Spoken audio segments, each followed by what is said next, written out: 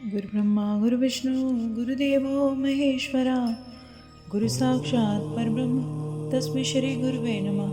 ओम श्री गणेशाय नमः। बोले शंकर भगवान की जय, बोले गौरा मैया की जय। हर हर महादेव। शिव पूजन की सर्वोत्तम विधि का वर्णन। ब्रह्मा जी कहते हैं, अब मैं पूजा की सर्वोत्तम विधि बताता हूँ।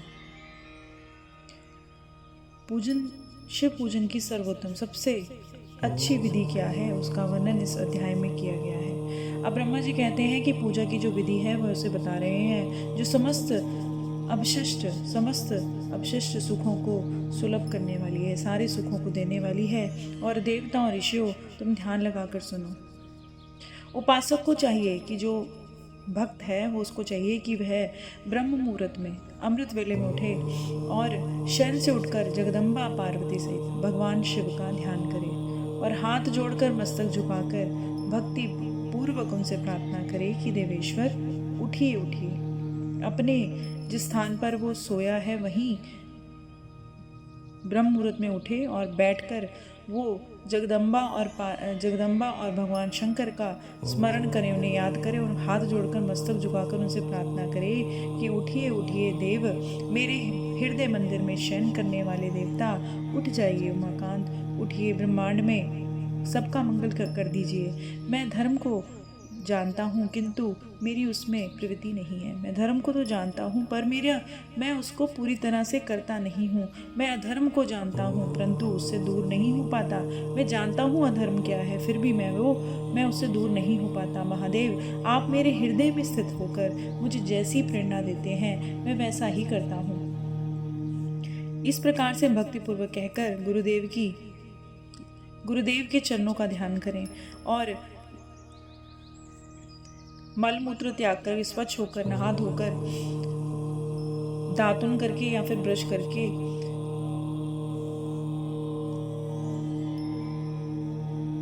मुंह को 16 बार अंजलि से धोएं। मुंह में 16 बार कुल्ला करें और 16 बार हाथ में जल भर के फिर उससे धोएं।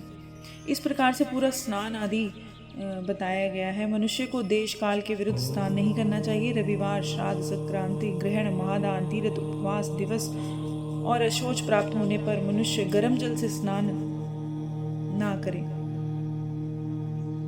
ये जो दिन बताए गए कि रविवार को, संडे को, श्राद्ध को, संक्रांति को, ग्रहण हो, महादान हो, तीर्थ हो या उपवास का दिन हो और या अशौच प्राप्त होने पर भी मनुष्य गर्म जल से स्नान ना करे। ठंडे जल से ही, नॉर्मल जल से ही स्नान करना चाहिए, उसको गर्म करके नहीं करना चाहिए। ऐसा शिव पुराण में लिखा गया है। शिव भक्त मनुष्य तीर्थ में आदि में प्रवाह में सन्मुख होकर स्नान करे।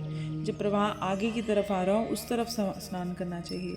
जो नहाने के पहले तेल लगाना चाहे उसे विहित निषिद्ध दिनों का विचार करके भी तेलाभ्यंग करना चाहिए। कि जो थोड़े वहम करते हैं कि किस दिन तेल लगाना चाहिए, उनको उसी तरह से करना चाहिए। नहीं तो जो कोई वहम करते ही नहीं है कि वो रोज़ तेल लगाते हैं तो रोज़ अपने शरीर पर वो तेल लगा सकते हैं। जो प्रतिदिन नियम पूर्वक तेल लगाते हैं उनके लिए कोई भी दिन दूषित नहीं होता। सरसों का तेल ग्रहण को छोड़कर दूसरे किसी दिन भी दूषित नहीं होता। जो सरसों का तेल जो बताया गया है वो सबसे शुद्ध बताया गया है। सिर्फ ग्रहण के दिन नहीं लगाना, बाकी कभी भी वो लगाया जा सकता है। हमेशा स्नान करते वक्त अपने मुख को उत्तर की तरफ रखना चाहिए। मुख को उत्तर या पूर्व की ओर रखना चाहिए। जो आपके वस्त्र उतार के रखे हों, पहने हुए उतार के वस्त्र रखे हों, नहाने के बाद उनको कभी नहीं पहनना चाहिए। शुद्ध वस्त्र से इष्ट देव के स्मरण पूर्वक ही स्नान करना चाहिए। हमेशा जो आपको स्नान करना है वो अपने इष्ट देव का, अपने देव का जिनको आप मानते हैं उनका नाम स्मरण करते हुए आपको स्नान करना चाहिए। नहीं तो आपका स्नान नहीं रह जाता। जिस वस्त्र को दूसरे किसी ने पहना हो उसको भी नहाने के बाद नहीं पहनना चाहिए। या फिर रात में सोते वक्त जिस वस्त्र को पहना हो उसको भी स्नान करने के बाद नहीं पहनना चाहिए। जिसको धो लिया गया हो उसी वस्त्र को पहनना चाहिए। स्नान के पश्चात देवताओं, ऋषियों, पितरों को तृप्ति देने वाले सनांग तर्पण करना चाहिए। उसके बाद धुला हुआ तर्पण करना चाहिए। उसके बाद सानांग तर्पण करना चाहिए। उसके बाद धुला हुआ वस्त्र पहने और आचमन करें। धुला हुआ वस्त्र पहनना चाहिए और हाथ में अंजलि में जल लेकर आचमन करना चाहिए। द्विजतमो गोबर आदि से लीप पोत कर स्वच्छ किए हुए शुद्ध स्थान में जाकर सुंदर आसन बिछा देना चाहिए, कि जहाँ पर आप सुंदर आसन हो और स्वच्छ जगह हो वहाँ बैठना चाहिए। तो आप आजकल गोबर तो लीपते नहीं है, लेकिन जहाँ पर आप आसन लगाएं वो जगह स्वच्छ होनी चाहिए। आसन शुद्ध काष्ठ का बना होना चाहिए। आसन विशुद्ध काष्ठ का बना होना चाहिए, पूरा तरह से फैला हुआ होना चाहिए और विचित्र होना चाहिए। ऐसा आसन संपूर्ण अवशिष्ट फलों को देने वाला है। बिछाने के लिए मृग चर्म, पहले मृग चर्म होती थी, अब मृग चर्म तो नहीं मिलती, तो गर्म आसन जो है आप ऊनी आसन ले सकते हैं, उसके ऊपर बैठ सकते हैं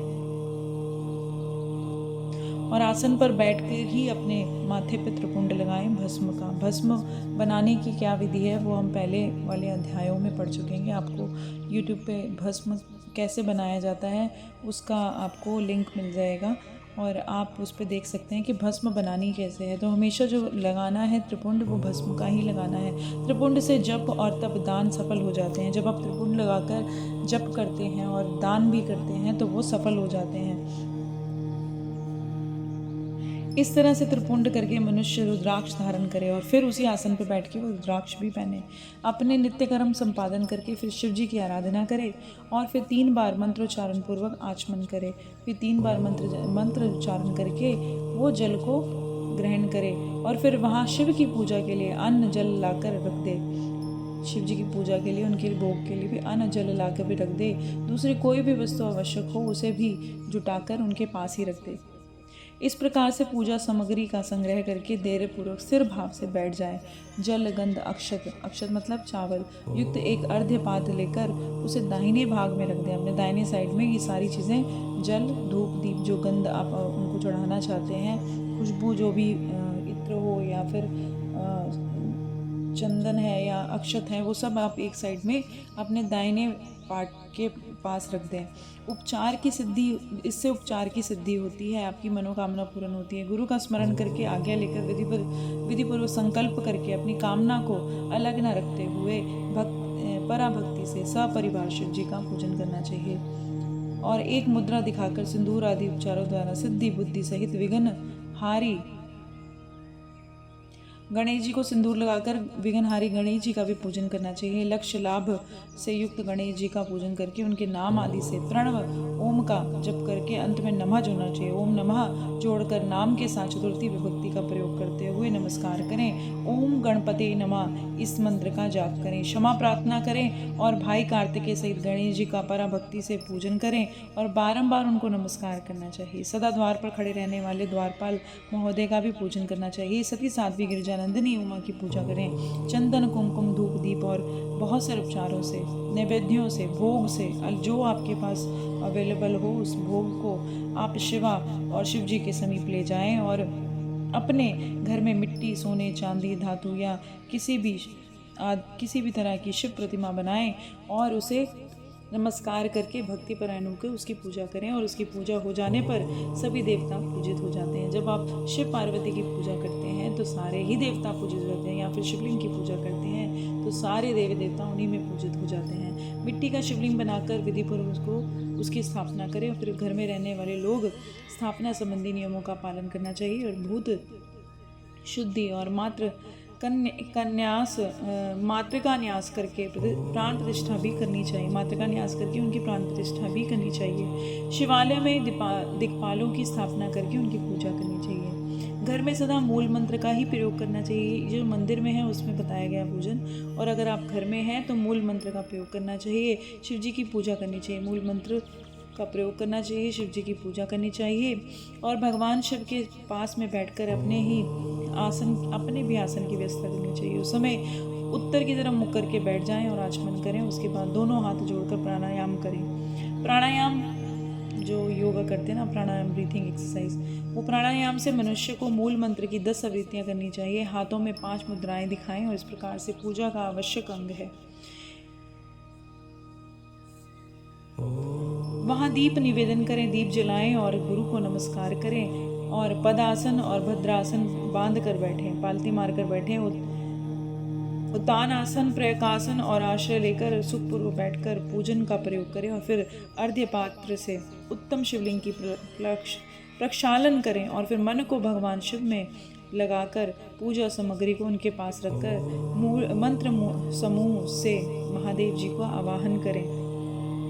आवाहन करते क्या कहना है कि जो कैलाश शिखर पर निवास करते हैं, पार्वती के पति हैं, समस्त देवताओं में उत्तम हैं, जिनके स्वरूप का शास्त्रों में वर्णन किया गया है, जो निर्गुण होते हुए भी सगुण हो जाते हैं, गुण रूप हो जाते हैं, जिनके 5 मुख हैं, 10 भुजाएं हैं और उनके एक एक मुख पर 3-3 नेत्र हैं, जिनकी ध्वजा पर विषभ का चिन्ह है, बैल का चिन्ह है, अंगकांति कपूर के समान गौरी है। जैसे कपूर गोरा होता है वैसे उनकी अंगकांति गौरी है, जो दिव्य रूपधारी है, चंद्रमा रूपी मुकुट से सुशोभित हैं, चंद्रमा का मुकुट धारण करते हैं, सिर पर जटाजूट धारण करते हैं, उनके जो बाल हैं जटाएं हैं, जो हाथी की खाल पहनते हैं, व्याध चर्म शेर की खाल ओढ़ते हैं, जिनका स्वरूप शुभ है, जिनके अंगों में वासुकी नाग लिपटे रहते हैं, जो पिनाक और आयुध धारण करते हैं, जिनके आगे 8 सिद्धियां निरंतर नृत्य करती रहती हैं, नाचती रहती हैं, भक्त समुदाय जय जयकार करते उनकी सेवा में लगे रहते हैं।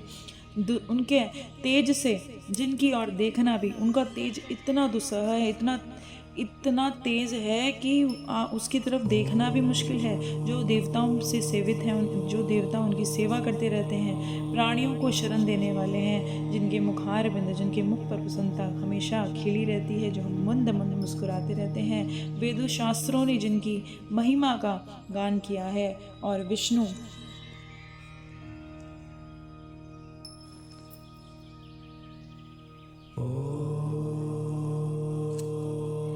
जो भी वस्तुएं आपके पास रखी हैं, चाहे वो चंदन मिश्रित जल हो, चाहे वो इत्र हो, चाहे फूल हो, धूप दीप हो, जौ हो, गेहूं हो, मूंग हो, उड़द हो, ये सारे शिव जी को मंत्र जाप करते हुए समर्पित करें और उनके आगे घी का दिया जलाएं और उनसे ये प्रार्थना करें कि हे शंभो, हे प्रभो, आपको नमस्कार है, आप इस अर्घ्य को स्वीकार करें, मुझे रूप दीजिए, मुझे यश दीजिए, मुझे भोग दीजिए, भोग और मोक्ष रूपी फल प्रदान कीजिए। इसके बाद भगवान शिव को भांति भांति से उत्तम नैवेद्य अर्पित करें, अच्छे अच्छे भोग लगाएं।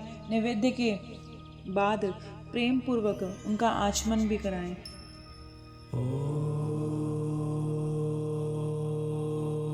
और उसके बाद उन्हें तांबुल पान समर्पित करें और फिर 5 बत्ती वाली आरती, उनके जो 5 दिए वाली आरती होती है उससे उनकी आरती उतारें। उनकी संख्या इस प्रकार से है, पैरों में 4 बार आरती उतारनी चाहिए और जो नाभि मंडल है उसमें 2 बार आरती उतारनी चाहिए, मुख की तरफ 1 बार उतारनी चाहिए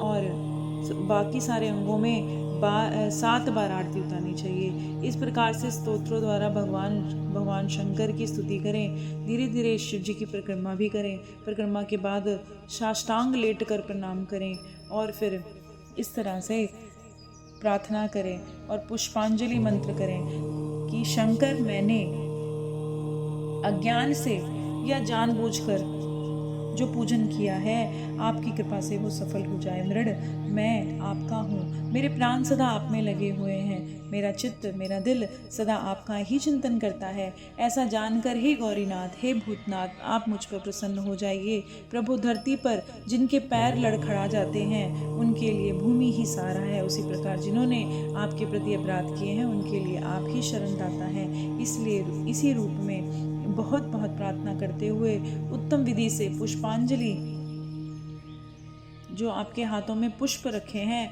वो रख के प्रार्थना करनी है और वो पुष्प शिव जी को समर्पित कर देने हैं और उनके वही शिव जी को मंत्र बोलते हुए समर्पित कर देने हैं। और विसर्जन मंत्र करना है। विसर्जन मंत्र कैसे करना है? देवेश्वर प्रभु, आप परिवार सहित अपने स्थान को पधारें। नाथ, जब पूजा का समय होगा तब फिर आप आ जाइएगा। इस प्रकार भक्त वत्सल शंकर की बारंबार प्रार्थना करके उनका विसर्जन कर दें और उस जल को अपने हृदय से लगाएं और अपने मस्तक पर चढ़ाएं। और फिर ऋषियों, इस तरह से मैंने शिव पूजन की सारी विधि बता दी है जो भोग मोक्ष देने वाली है। और क्या सुनना चाहते हो? बोल शंकर भगवान की जय, बोल गौरा मैया की जय। हर हर महादेव।